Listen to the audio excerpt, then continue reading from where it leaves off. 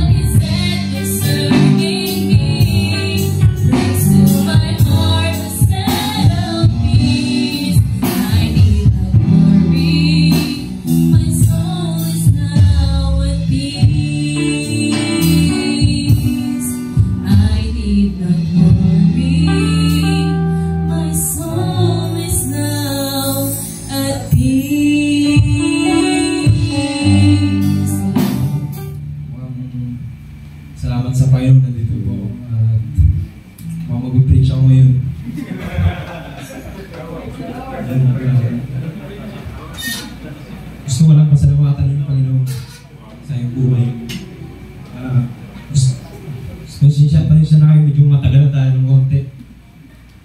Gusto ko lang i-share yung kwento at yung buhay ko. Mga kapatid, nung nakaraan kasi, alam mo naman yung pangailangan nyo, di ba? Siyempre, yung pamilya ko, ako na lang may trabaho, freelancer. Siyempre, nag-iisip din tayo kasi maraming bayarin. Ayun, mga kapatid. Tapos, nag-isip kami mag-asawa. Sabi ko mag-apply ng trabaho para may stable na kita at saka extra income. Ganyan. Tapos, yun, nagugi naman siya sa usapan namin na ganun mangyari na mag-apply ako. Kasi, iniisip ko rin yung benepisyo namin. Alam ko naman yung Panginoon, darating na siya. Pero, iniisip ko lang yung habang nabubuhay pa tayo. Siyempre, doon pa rin yung mag-iisip ka sa pamilya mo, yung benepisyo. Ayun, ano rin ako nag-apply. Tapos, yung trabaho ko naman, papatuloy ni Chad sa hanap ako ng kasama niya. Yun mga kapatid, nung nag-apply po ako ng trabaho, siyempre kailangan ng requirements. Natanggap na po ako doon, kaso nung nagpamitigan po ako, nagkaroon po ng abnormal po sa dugo sa result ko. Kaya yun, naalala niyo po yung pinag-pray niyo po nung nakaraan. Sabi ko na mataas yung platelets ko po. Yun, inabukasan po, nagpaano po ako nun, nagpamitigan ulit. Tapos sabi ng doktor, hindi nila alam yung dahilan ng ano ko. Sabi niya sa akin, uminom na po ng tubig. Sabi, pakaulam lang ng tubig. Uminom na ako mga kapatid, tapos yung result niya, ganun pa rin po yung nangyari. Tapos, sabi ko, ano kayong plano ng Panginoon sa buhay ko? Sabi ko, wala naman ako nararamdaman na sakit. Parang normal naman ako. Pero yung tataka ko, nag-apply. Kung kailan ako nag-apply, doon po ako nakita yung kung hindi po ako nag-apply, baka hindi ko nakita yung may problema pala ako sa kalusugan ko. Pero hindi ko alam yung purpose ng Panginoon sa buhay ko. Pero nagpasalamat ako sa kanya dahil nalaman ko gano'n. Tapos, yung mga kapatid, sabi ng doktor, lumipat daw po ako ng ibang hospital kasi para daw malaman yung hematology. Siya po yung magsabi kung ano yung inubing gamot o ano yung problema ko talaga sa katawan ko. Ba't mataas yung platelets ko. Tapos yun, nag-schedule po mga kapatid, nung Tuesday po sana yung schedule ko. Tapos, yung Sunday po mga kapatid, kami kasi mga brothers, minsan nagpapainit kami. Alam nyo naman yung hilig namin, basketball. Ayun po, gabing-gabi na po kasi.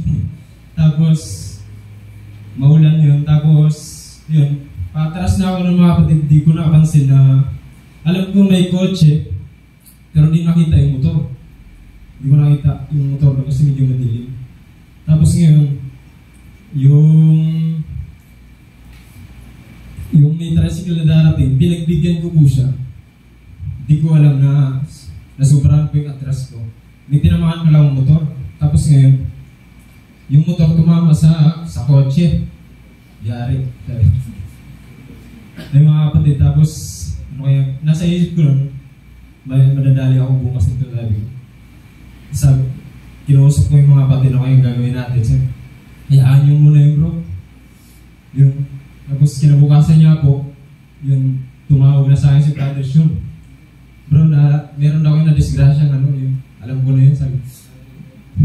Pinapunta po kami sa police station. Tapos, di ko po lang gagawin ko eh. Kasi first time may-ari sa akin yan. Tinawagan ko si Sister Junit kung anong gagawin ko. Bigla ako nag-blackout nung time na yun sa kasi marami sila doon. Di ko alam yung gagawin ko sa araw na yun. Tapos, ang gusto lang nilang gawin arreglo na agad. Spira na. di pumasok sa akin yung nung time na yun, di pumasok sa akin yung insurance. Yung araw na yun mismo, yun yung yung medical ko sa UA, yung Tuesday. Tapos, gano'n nangyari.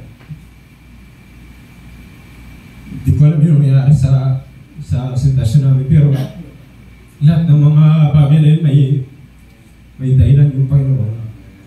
Yung gagamitin ko sana ng pera na napunta po noon, may bayad po. Pero maraming salamat sa kapatid na sumuporta po sa akin. Nandiyan siya. Kasi alam ko, kulang yung pera ko noon. Salamat sa Panginoon sa ginamit niya. Tapos sa sumuporta yung kapatid na pumunta ko doon, sinamaan ako. Ipapasalamat ako sa Panginoon sa araw na yun. Dahil naging aral po sa akin yun yung nangyari na yun. Na di ko alam yung gagawin ko. Kasi first time mangyari sa akin yun. Wala naman sasabihin ko mga kapatid. Pero sa Diyos po ako nagtitiwala. Tapos ayun nga yung insurance mga kapatid. Pasok pala siya sa insurance kaso nabayaran ko na siya. Pumunta kami sa Suzuki. Kaso nabayaran ko na. Ngayon, harap na po akong kutsbinsayin yung coaching na nadali. Pero sabi ko sa Panginoon, siya naman yung nakakalam nila. Ginawa ko na lang siyang church to experience yung mga nangyari yun. At naging aral po sa akin yun na siguro kailangan kong mag-ingat sa pagmamaneho, tumingin. Yun, naging aral po sa akin yun. Tsaka yung isang binigyan ko mga kapatid, alam ko, di pa ako nagpapamiligan, pero nagtitiwala ako sa Panginoon, piniglan ko yung kagalingan galing sa kanya. Salamat po sa mga prayers niyo sa pamilya. Marami pong mga pagsubok, pero siya po yung nagpapadibay, tsaka yung mga kapatid na nagbibigay kalakasan sa mga encouragement sa akin, sa aking pamilya. Maraming salamat po sa inyo. God bless po na bawat isa.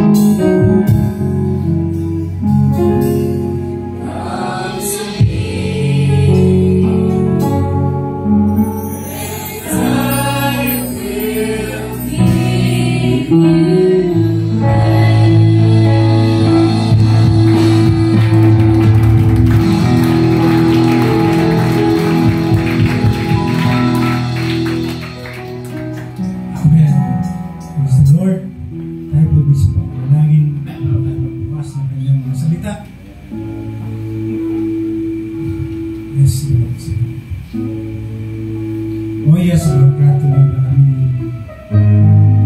patuloy na pupuri. Salamat sa iyong pagkikapangalan. Tunay ang Diyos sa iyong mga salita na ito sinabi mo sa amin. Lord God, na kung saan na kung sino man na nabibigat ang lubos sa bawat sa amin ay lumapit lamang sa iyo. Lord, at sa iyong bibigyan ng kapahingahan. Tunay na dakilang Diyos habang kami nabubuhay sa bawat ng mundo na ito ang mga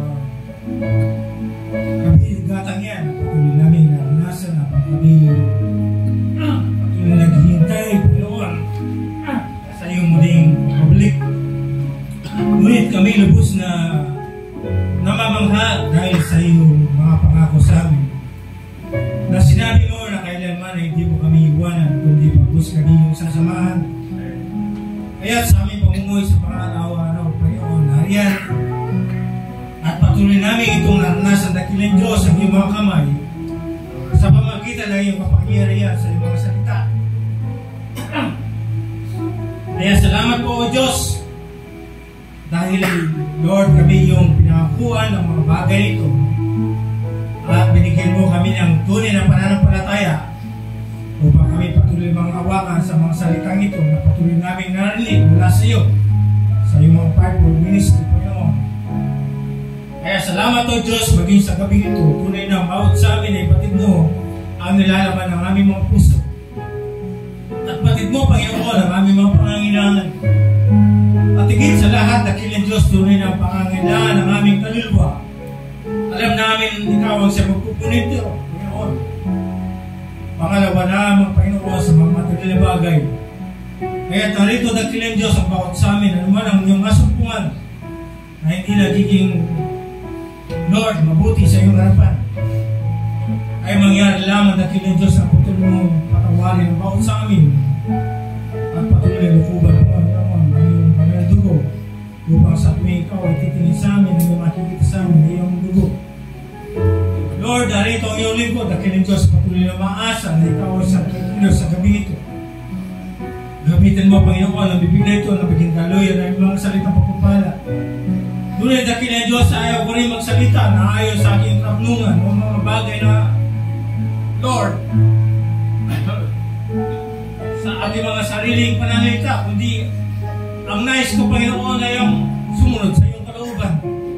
Kaya't mangyari ang iyong kalooban, Panginoon, sa kabangitan, sa aming kalagitnaan, na ikaw ang siyang para sa bawat salita na sa aming marinig. Minsan pa, Ama, salamat po. Lord, maging sa mga nangangailangan ng kagalingan, Panginoon. Tunay na batid mo, kanilang naranasan, Panginoon. Alam ko, dakilang Diyos, na sila rin ang mga Panginoon ay tumatawag sa iyo. Kaya, Lord, aming silang idinadalangin sa iyo na sa pamagitan ng iyong mga kapangyarihan, ng iyong mga salita. Lord, sila nagsigaling ayaw sa iyong mga latay. Sila yung pinagaling. Kaya, salamat po sa mga bagay ito. At siyang iyong pinahintulot upang minsan pang makilala ka at patuloy ng maasa sa iyo. Kaya salamat po, Ama, sa mga kagalingan, sa mga katugunan na pangangailangan ng bawat sa. Muli, Ama, ang lahat ng ito ating dalangin patuloy na inaasa, pinapasalamatan sa iyong matamis na pangalan lang, mga Apos Kristo, na lahat magsabi ng Amen. Praise the Lord. At sa matalin po ating pagkakatayo, at nais ko galing kayo sa pagbasa sa Banal na Aklat dito sa may Matthew chapter 16, verse 24 po. 26.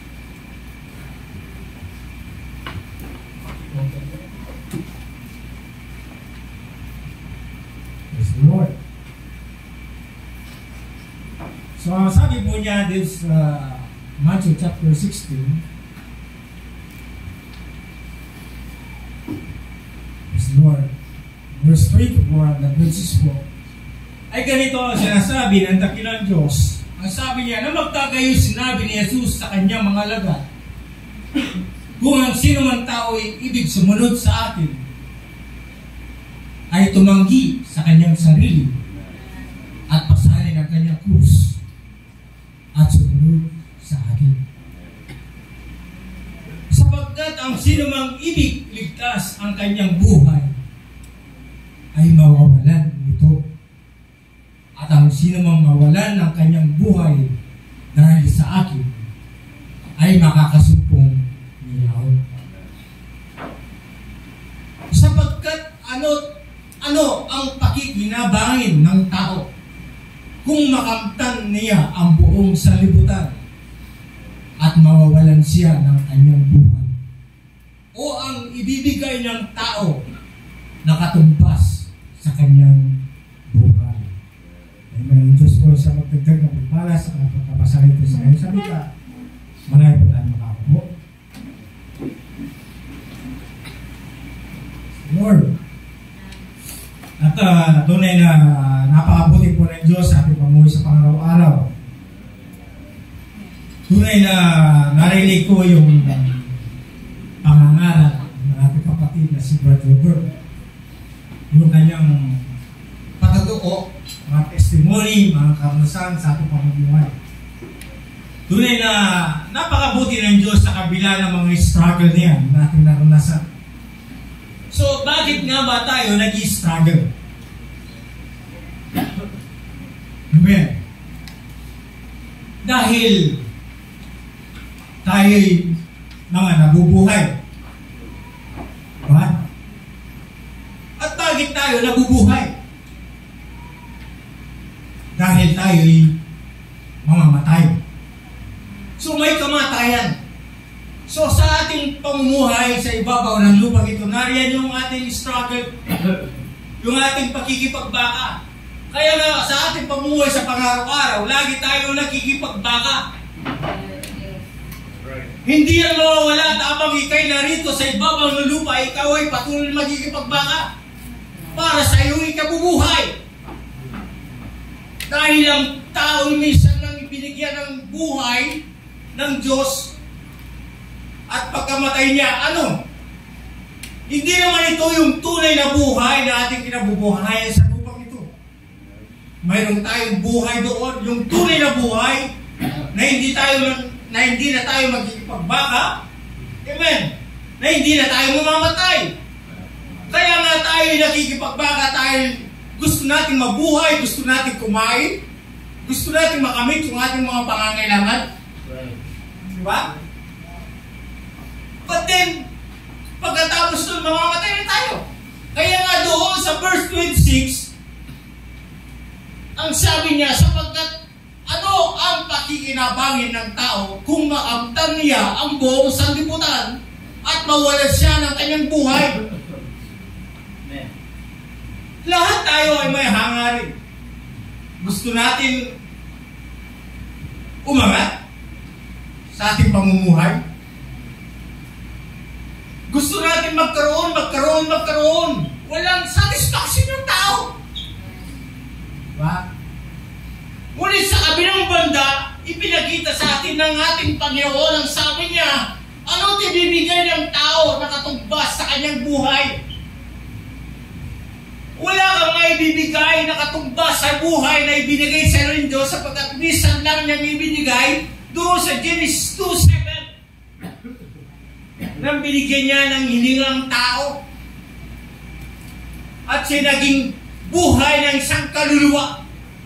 So yung kaluluwa ng tao, ito'y napakahalaga sa isang tao. Lalo't napakahalaga sa harapan ng ating Diyos na dakila. Amen. So, praise the Lord. Napakabuti ng Diyos. Alam po ninyo, binigyan ko ito ng pamagat na individual salvation. Amen. Magamat sinabi niya doon sa verse 24 nating binasa, ang sabi niya, na magkagay sinabi ni Jesus sa kanyang mga alaga, po natin, kung ang sino may tao ibig sumunod sa akin, ay tumanggi sa kanyang sarili. Kailangan natin tanggihan yung ating sarili. Kailangan natin magkaroon ng kahihiyan. O isang tabi yung ating pamumuhay. Amen. Dapat tayo magkaroon ng kahiyahan, lalo't higit sa ating Panginoon. Dapat tayong mahiya sa Kanya. Dapat natin siya tabi yung ating mga kasunungan, yung ating mga hagikain sa buhay, yung ating pagnanasa. Kaya nga sinabi niya, and take up his cross and follow me. So, ano ba yung pasalin? Ano ba yung pasalin mo, yung cross mo at sumunod ka sa Kanya? Ano ba ibig sabihin niya? Maraming mga bagay. Hindi yung literal na pasan-pasan mo yung cross. No! Hindi yun! Ano ang pasalin na sinabi niya? Aawit pa lamang natin ng lahat ng mga nabibigat ang lubos ay lumapit sa Kanya at siya bibigyan ng kapahingahan. So, ano ang ating mga pasalin? Yung mga pagpaplano sa ating mga sariling pamumuhay habang tayo narito sa ibabaw ng lupa. Hindi ang mag-iis dyan. Ngunit ang Diyos ang nagsabi na kung mawala ang mga bagay, kung mawala ang iyong sariling buhay, makamit mo man ang lahat ng yaman dito sa mundo, walang katumbas na may papalit mo sa bagay niya, sa buhay mo na ibinigay na mission sa iyo ng ating Panginoon. Kaya nga, alam ninyo ako'y tinamaan dyan. Kayo,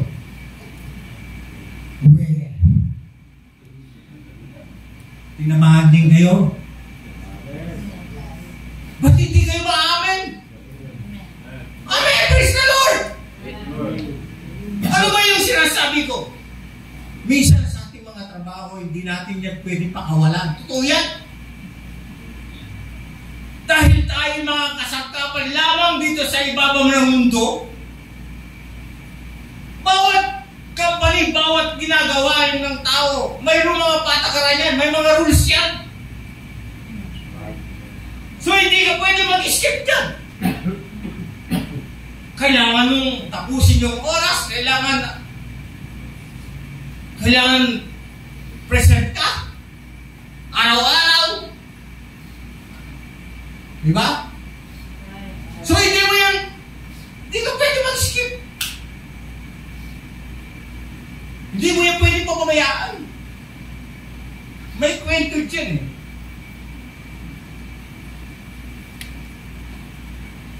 Ang sabi ng dalawang magkaibigan, narinig ko na ito minsan. Ewan ko kung dito nga, o nabanggit ni Pastor. May dalawang magkaibigan. Ang sabi ng isa, o tayo pumasok, mag-attend na sa gawain at makinig naman ng salita ng Diyos. Sumunod na araw, gano'n naman ang sinabi ng kanyang kaibigan, tara na! May mga pangangaral doon. Gusto ko makaharinig muli. Hanggang sa naging devoted na siya, naging talagang tagasunod ng Panginoon, at gusto niya ito talagang mabigyan ng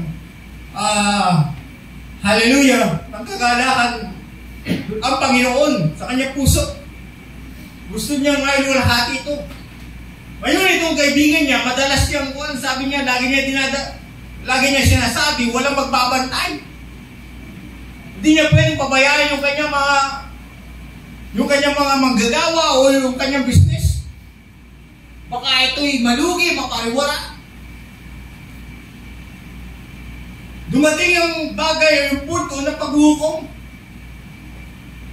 Humarap yung dalawa. Pagharap ng isa, sabi niya, ikaw ay pinagpala ng Diyos dahil sa iyong mga gawa sa paglilingkod, pagpupuri sa Panginoon. At tumarap yung isa, sabi niya, ikaw, bumalik ka doon sa iyong trabaho, sa iyong business. Baka walang magbabantay doon. Di ba? Dahil yung araw na yun. Anong maianak natin sa Panginoon? Kaya nga pagdating ng paghukom, pagdating ng Judgment Day, pagdating ng pag-aagaw, maraming mabibigo. Hindi ang bawat nakaupo riyan ay sinuko na ang kanyang buhay sa Panginoon, pinasanyo ang kanyang krus at inilapit sa Panginoon. Lahat tayo tinatamaan dyan. Walang magaling sa atin. Kaya nga ano sinabi ni Pablo, hindi ako naparito. Amen.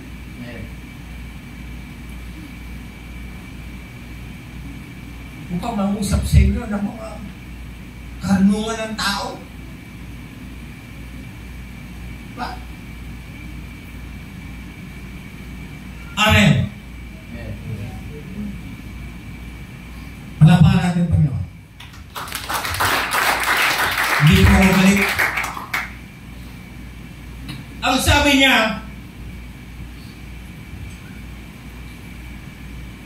niya dito, now if anyone will come after me, let him deny himself and take up his cross and follow me. Jesus want to deny yourself. Yan ang gusto ng Diyos. I have denied myself, which means choosing not to do what I want to do. Katulad ng liar, pagsisinungaling o yung mga bagay na kasumpa-sumpa. Instead, do what I don't want to do. Amen? Sinabi yan ng ating Panginoon. Kaya, sabi niya doon sa verse 24 kung ating titignan na ating mga teksto, ito'y tinukot-tukot niya. It means that he addressed the call to deny yourself and take up your cross to all believer. So lahat sa lahat ng mananampalataya, kailangan kanilang pasanin yung kanilang krus, yung mga kabigatan nila at ilapit sa Panginoon.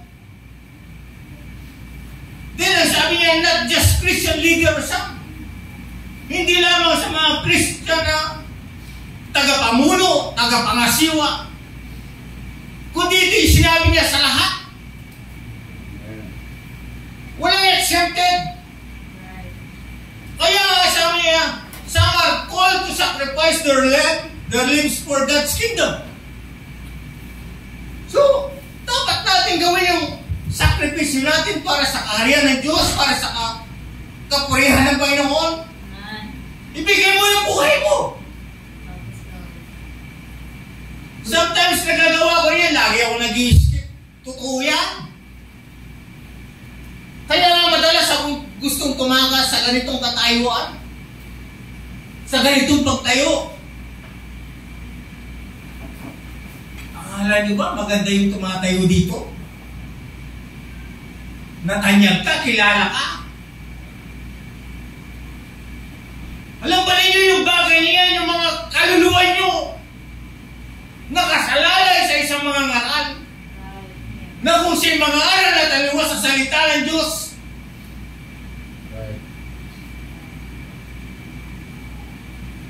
Kaya kapag naramdaman kong worthy ako hindi na ako mapakali.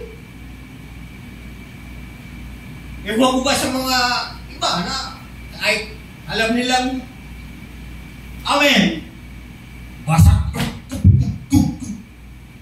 wala naman Holy Spirit, busog sila dito,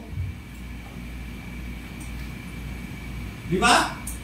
Kaya yung pagtayo, maging mag-aawit, basta niyo umaawit ka na wala ang presensya ng Diyos, na mayroon kang daladalang kabigatan pero umaawit ka. Sa tingin mo, nabibigyan mo ba ng kaluwalhati ng Panginoon? Mayroong mali sa iyo, dapat mo munang i-confess yan.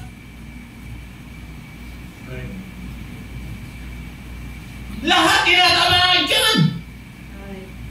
Walang exempted dyan. Ang sabi niya, some are called to a life of ministry. Some are called to sacrifice their lives to God. But all of us are called to give up our worldly lives and dedicate ourselves to Christ. Saan na tayo?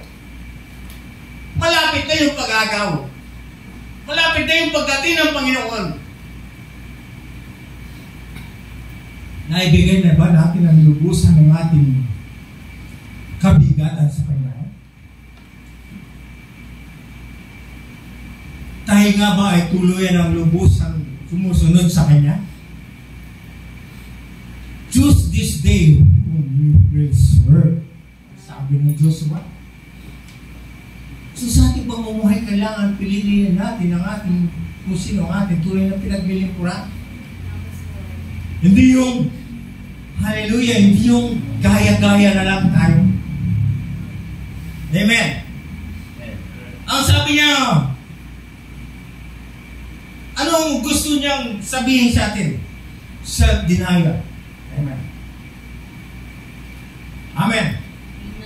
Denial just means what? While we can have the desire of our hearts, we are to deny our own way to achieve them and trust the Lord to do it His way.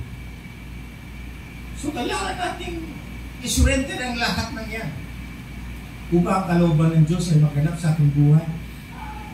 So maraming mga trials na, amen, na hindi masasabi ng tao, sabi niya, hindi ko kaya ito. Kung alam mo lamang na ang Diyos hindi siya nagbigay ng mga kapagsubukan na hindi mo yan kaya. Alam na ang Diyos na kaya mo yan. Ba't pa niya sinabi sa iyo na higit ka pa sa mananagumpay? Ngayon, kung hindi mo yung tinatanggap na ikaw ay higit pa sa mananagumpay, tunay na hindi ka magtatagumpay. Dahil yun ang nasa isip mo. Kaya yung ating mga nasa kaisipan, yung ating mga pamamaraan, yung ating mga bagay na, hallelujah, dapat ibigay sa Panginoon. Kaya sabi na, ang kaisipan ng Diyos, ano sabi niya? Ang kaisipan ng Diyos ang siyang iyong kaisipan. Ang gawain ng Diyos ang siyang iyong gawain. Ang kanyang masalita ay siyang iyong salita. Kaya pagdating niya, marami mga example na sinabi sa harap ng pulpito, sa likod ng pulpito. Tulad ng isang bagay na nagpalabas siya. Sa time na yun, wala pang mga bagay na resibo o ano paman. Kundi sila susulat lamang sa kapirasong papel at yung kalahati ibibigay doon sa nagmamayari ng labahan at yung kalahati siyo. At pagbalik niya ay kailangan magtakbo yun. Kaya paano ka kukunin ng Diyos? Paano ka haharap sa Panginoon kung yung bagay na kanyang mga salita ay wala sa iyo? Ano mangyayari sa iyo? So marami mga kapagsubukan habang tayo narito sa ibabaw ng lupa. Amen. Ang sabi niya, denial, capital punishment. Ano ba yung capital punishment na sinasabi niya? Ito'y bilang instrumento ng kaparusahan ng kamatayan. Isang sagisag ng mga bagay na or figuratively expose you to death. Means ito'y sumisimbolo ng paglalantad ng kamatayan. Kapag ang bagay niya lalantad, kailangan mo munang mamatay sa iyong mga sarili upang malantad yung tunay na pagsisisi niyo. Kapag ka, tulad ng isang binhiya, sabi ng propeta, kailangan muna niyang mabulok. Amen. Kailangan muna niyang mamatay at mabulok upang sa kanyang pagkabulok, sa kanyang pagkamatay, mayroong sisibol ng bagong buhay. At yun yung nais na makita ng Diyos about sa atin. Marahil ito naging gasgas na sa ating kaisipan, sa ating pagkinig. Sinasabi mo lagi mo yung nagrinig. Ngunit ito ba'y na-apply mo na sa iyong buhay?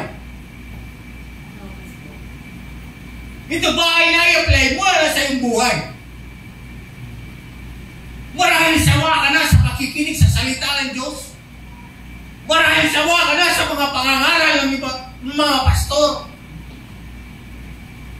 Ngunit alalahanin niyo yung mga pastor. Hindi yung mga special na tao. Sila'y tagapag-alala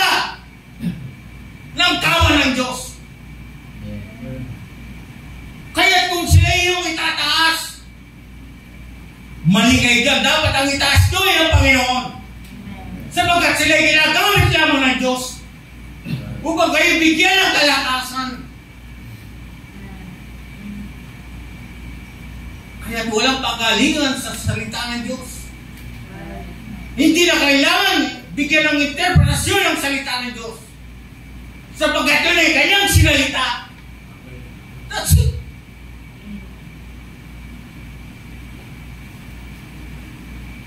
Praise the Lord.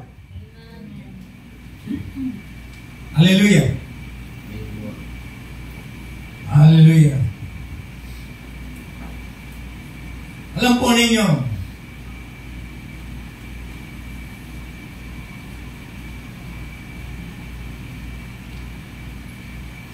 praise the Lord.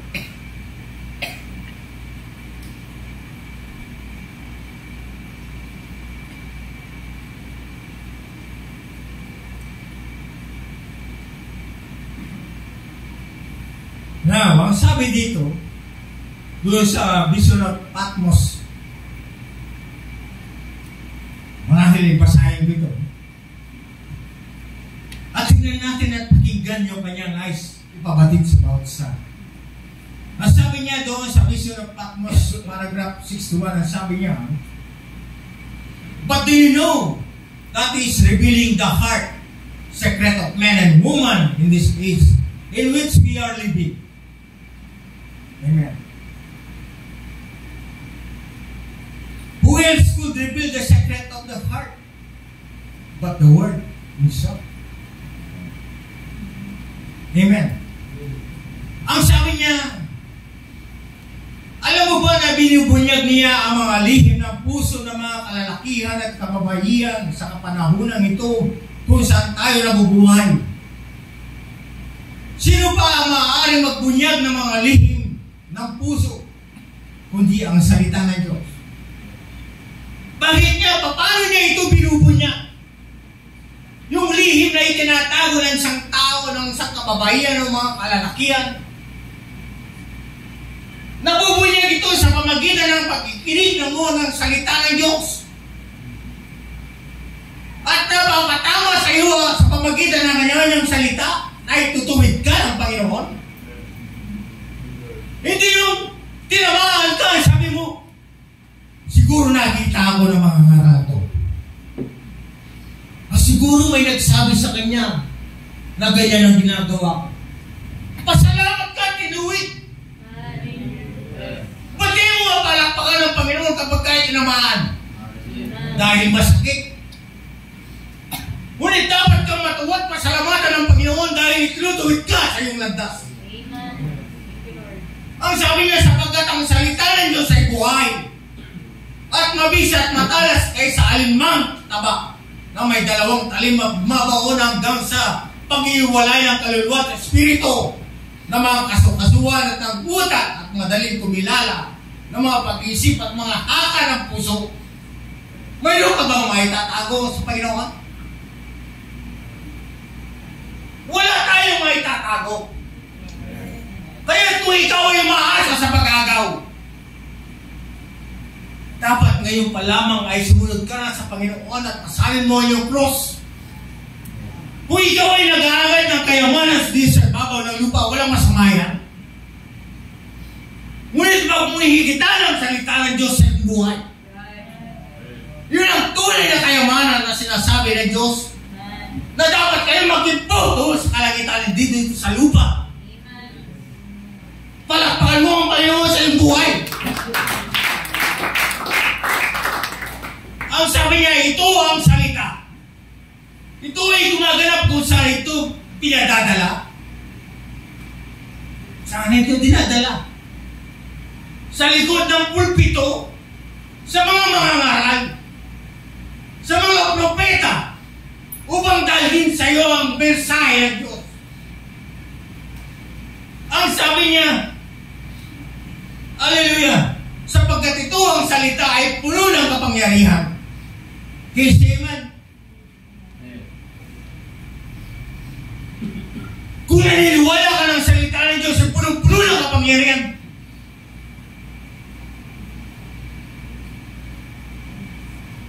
ba't di ka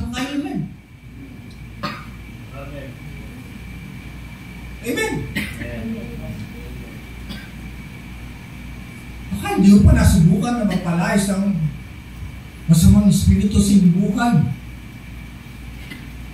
Kapag ka binanggit mo ang kanyang salita,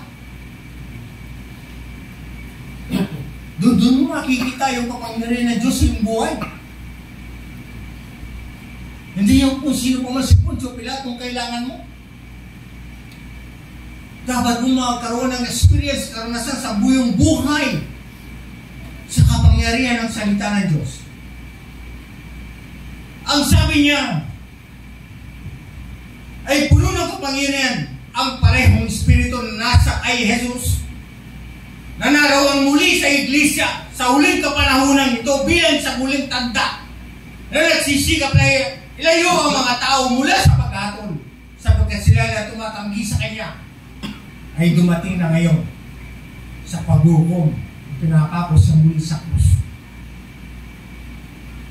Alam ba ninyo yung bagay ng pagtanggi? Saan?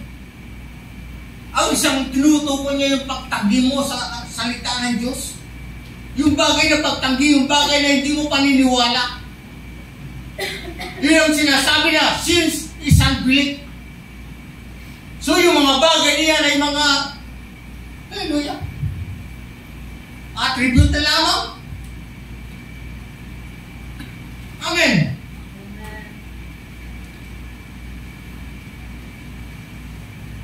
Doon sa Hebrews chapter 6, verse 6, di ba? Ang sabi niya, at saka naiwalay sa Diyos, na di maaaring baguhin silang muli sa pagsisisi, yamang kanilang ipinapakong muli sa galang kanilang sarili, ang anak ng Diyos, at inilalagay muli siya sa kayag na kahiyang. Yun ang masakit to. Narinig mo yung salita, nalaman mo yung katotohanan,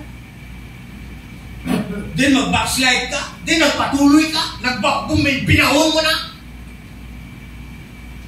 Binahon mo na yung sarili mo, binahon mo na yung kaluluwa mo sa hukay. Ano mangyayari sa'yo? Kaya nga napakaganda, napakabuti yung ating pananalangin. Yung pananalangin mo sa iyong bahay. Kung saan ka man naroon, napakaganda yung manalangin ka. Hindi yung pagpunta mo lang dito, doon ka mananalangin, magigaya ka. Mali yun. Kaya nga, individual salvation. Kaya nga sabi, ikahiya mo yung sarili. Dapat ka magkaroon ng kahiyan sa Panginoon. Amen.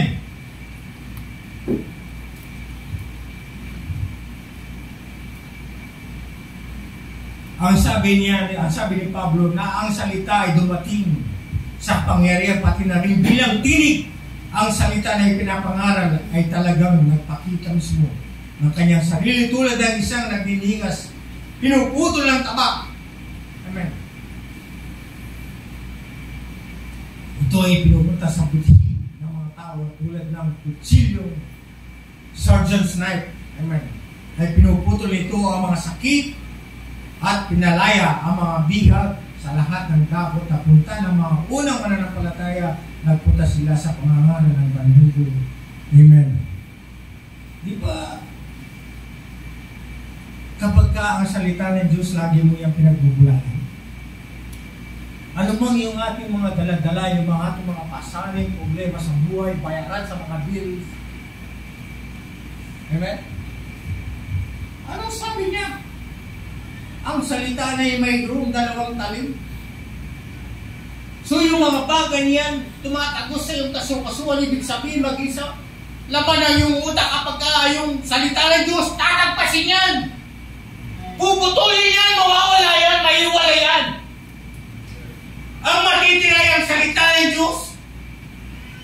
Sabihin mo, hindi mo naranasan yan eh. Kaya ang ganda mo magsalita. Ang sabi niya, experience is the best teacher. So kung wala kang karanasan sa Panginoon, hindi ka pwedeng mangaral, hindi ka pwedeng mag-suggest. Baka Baka sabihin sa'yo, ikaw ba naranasan mo yan? Diba? Amen. Palagi ko, magtatagal tayo. Amen. Susulitin ko itong mga araw ng mga pagliban ko.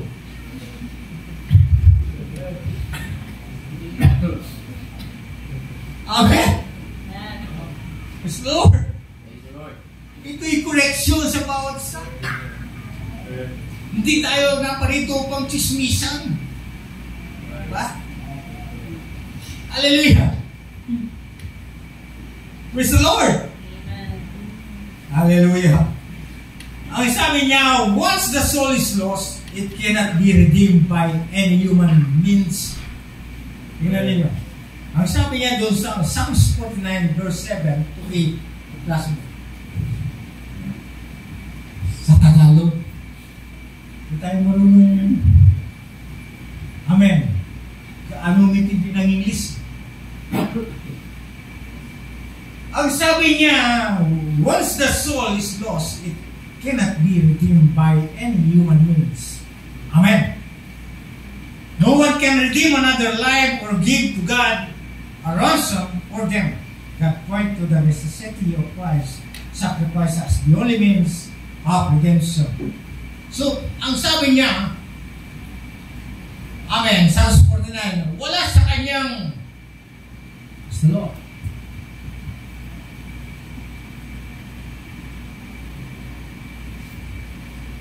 Amen. So, itinuturo ni Kristo ang sakripisyo bilang ang tanging kahulugan ng katubusan sa bagay niya. So, ano sabi niya? Wala sa kanyang makatutubos sa ano pamang paraan sa kanyang kapatid. Di magbibigay man sa Diyos ng pagtubos sa kanya. Sapagkat ang katubusan ng kanilang kaluluwa ay mahal. Mahal! Hindi mo yung mabibili yung mga corruption mo sa flood control bilang sa kontraktor. Pagsisisihan mo lang kapag kainanap ka ng Diyos. So marahil may nagsisi na. So hindi mo rin magagawa yan kahit nasa'yo na lahat ng salapi. Di ba sinabi niya? At sapagkat ang katubusan ng kanilang kaluluwa ay mahal at hindi naglilikat magpakailanman. Sunod po sa tayo. Ang sabi niya, upang siya'y mabuhay na lagi, upang siya'y huwag makakita ng kabulungan sapagkat nakikita niya ang mga pantas ay namamatay, ang mangmang at gayon din ang hangat ay nalilipol at niniiwanan ang kanilang kayamanan sa mga iba. Amen. Napakalaki ng lupa mo pag namatay ka, for buying lang. Ang sabi nga ni Pastor, mamahalin sa sakyan, Bugatti, pero nakasakay ka doon sa wheelchair. Saan ka? Lumapit ka na sa Panginoon. Amen. Palapakan mo minsan ba, Panginoon? Praise the Lord. So yun yung bagay na itinutuloy ni Kristo ang sakripisyo. Kailangan natin magsakripisyo. Ang hindi nagpapagala, hindi magkakamit ng gantimpala. Mayroon ba nagtrabaho na hindi siya binigyan ng gantimpala? Lahat tayo may reward sa Panginoon. Yung reward natin. Amen! Yung magkaroon ka lamang ng buhay na walang hanggan.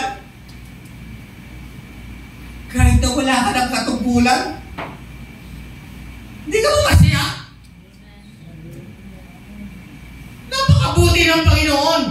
Ano sabi niya sa 1 Peter 1:18-20, misa pa? Praise the Lord.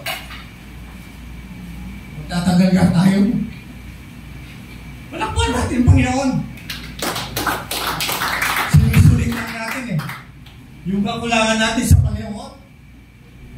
Ngayon yung nalalaman kayo tinubos, hindi na mga bagay na nangasisira ng pila o ginto.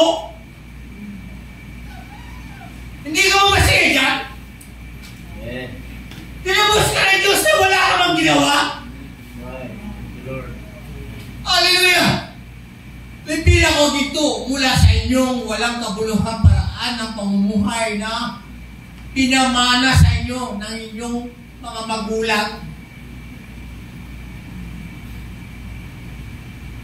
Hindi mo ba kayang iwalatiin ng Diyos sa iyong buhay? Yung mabigyan kayo ng kapatawaran? Ang sabi niya doon sa Romans 3:23, ang lahat ay nagkasala. So walang matuwid.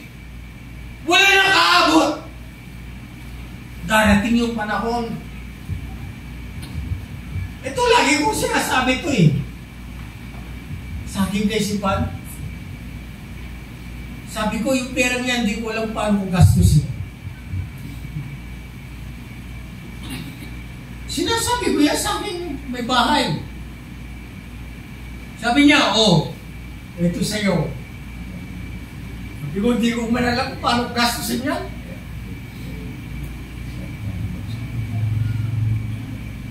Amen. Kasi, yung kinita ko, lagi nakadeposito sa dinaran.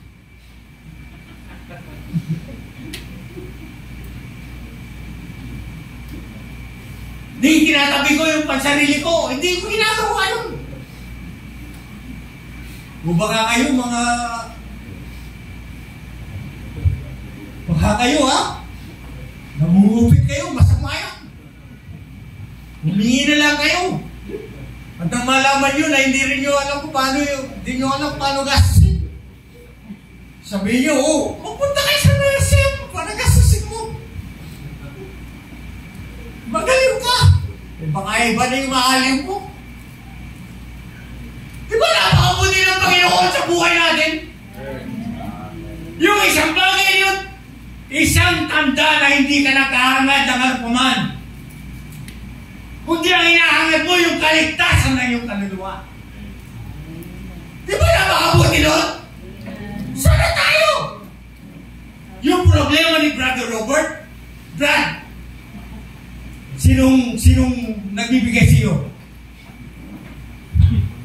Yung Panginoon. Matuwa ka. Sosolve ng Panginoon yan. Amen.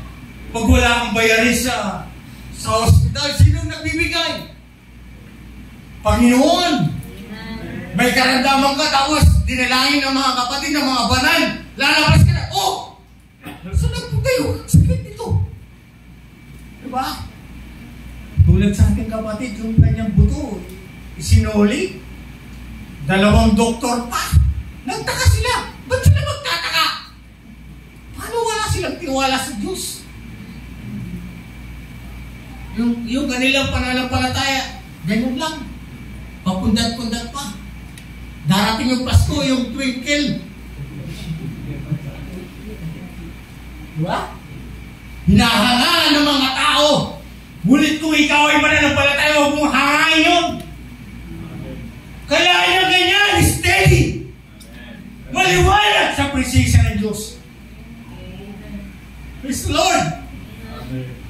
Pwede ba? Ang sabi niya doon sa God's transformation, amen, yung pagbabago, amen. Ang sabi niya, they say, well, this man studied 4 years to get his degree. He's a BLD, DDD, all this. You know what Jesus said about that? He said, let a man deny himself. Diba? Right. Kaya gaano ka magkarunong? Kailangan mo yung kapakumbaba sa Panginoon. Kailangan mo isa tabi yung karunungan mo. Diba? Isinatabi ko yung karunungan ko eh. May karunungan ka ba, Brother Rolly? Ang karunungan ko yung Panginoon.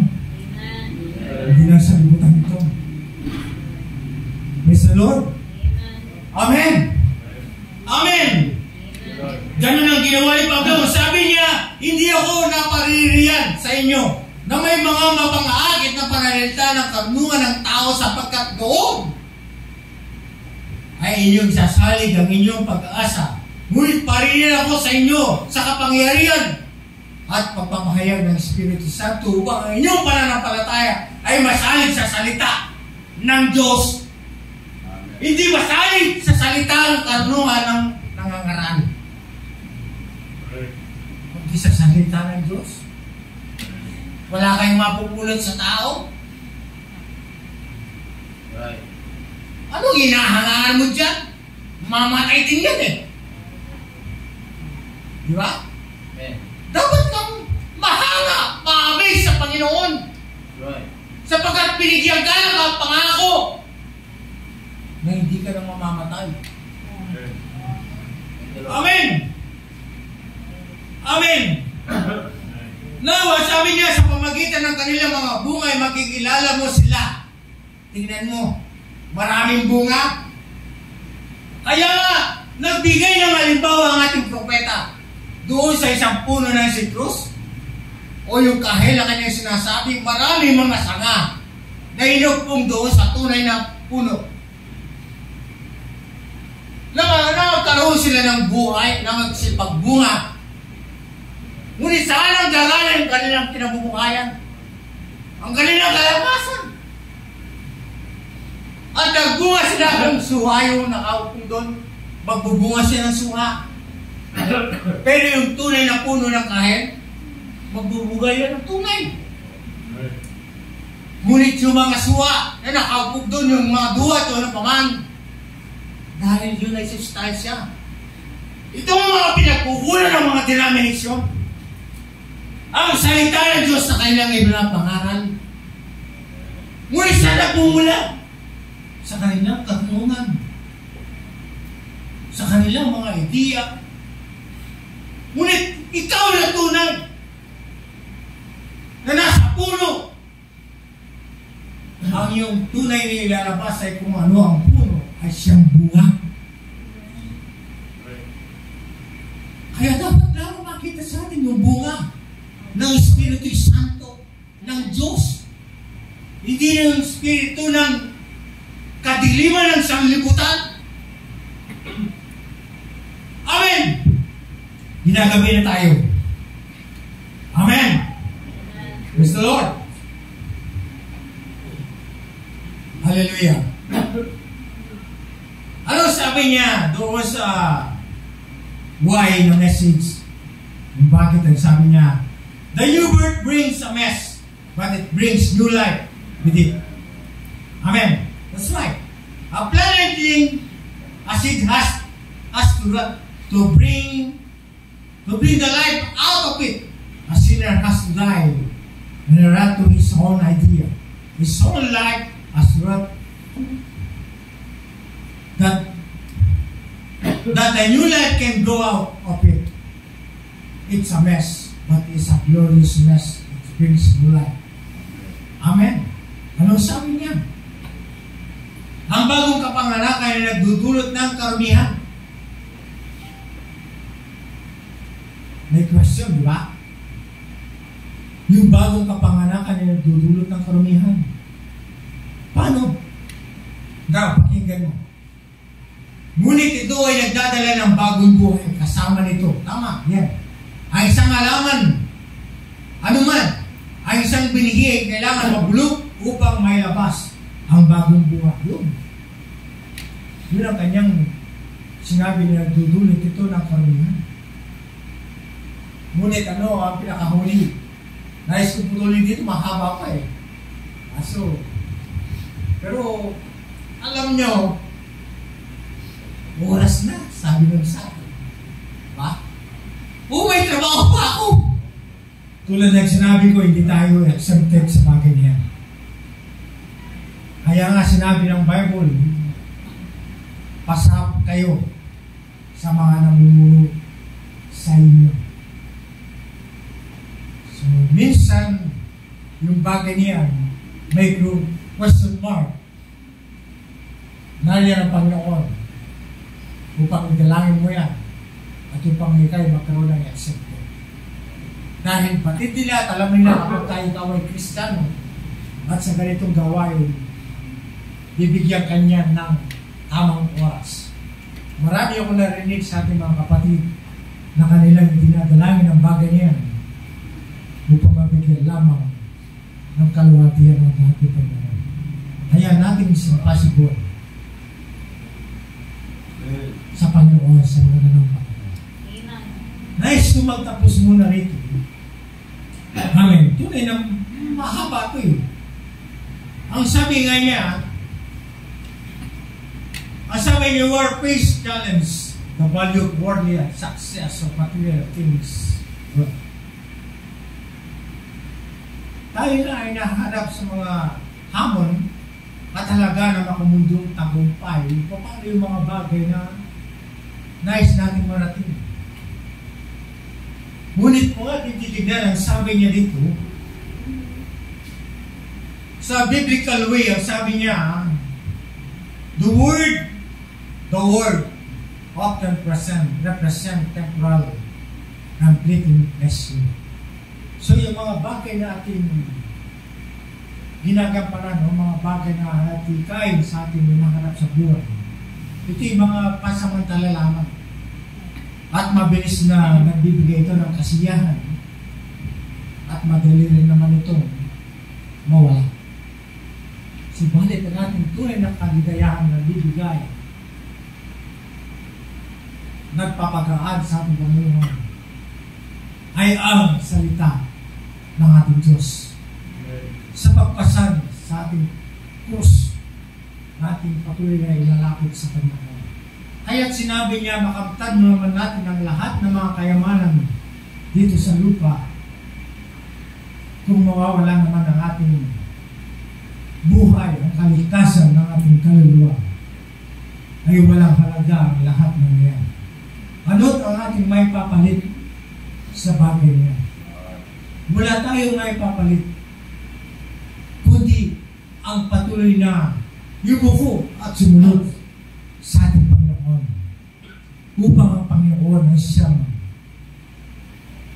kumilos sa ating buhay, mag-manipulate sa ating pamumuhay. Purihin ang Panginoon. Palakpakan natin ang Panginoon. Babilan Diyos ang ating mga pangangailangan at siya ang tutugon ng lahat ng iyan. At ako'y naniniwala na lahat ng iyan ay may mga katutunan. Ayaw na rin sa ating pananampalataya at ibigay ng ating Diyos sa mga sa atin. Salamat sa ating Panginoon sa Kristo. Minsan pang tayo tumayo at awitin natin nagsasabing, bakit nga ba? Ngayon, ito ang dahilan kung bakit mo pinupuri ang Panginoon. At bakit mo niluluhati? At bakit ka laging humihingi sa Kanya ng saklolo? Sapagkat sa Kanya nang gagaling ang ating tunay na saklolo, ang ating pangangailangan. Hindi natin makukuha sa mga iba. Yes, gumagamit ang Diyos. Kung walang gagamitin ng Diyos na tao, ay hindi mo makakamit ang iyong mga pangangailangan. Mayroong bagay na instant ay binigay ng Diyos sa lahat ng bagay. Maging sa kagalingan, mayroong instant, mayroong gradually. Kaya ang Diyos ay hindi siya nagpapamaya. Sa kanyang tugulin, hindi siya nagpahinga, kundi siya nagtrabaho hanggang ngayon upang ikay may balik lamang sa tunay mong kalalagayan sa buhay. Bakit nga ba pinupuri kita? Bakit nga ba sinasamba kita? Purihin mo, Panginoon, at awitin natin. Sama-sama ang awitin yan.